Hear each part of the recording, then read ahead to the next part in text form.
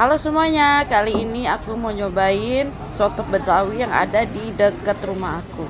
Ini porsinya gede banget, isinya banyak, kuahnya gurih, gurihnya itu dari susu bukan dari santan. Jadi tuh, enak banget. Yuk, yuk kita langsung makan, mari cicip. Bismillahirrahmanirrahim.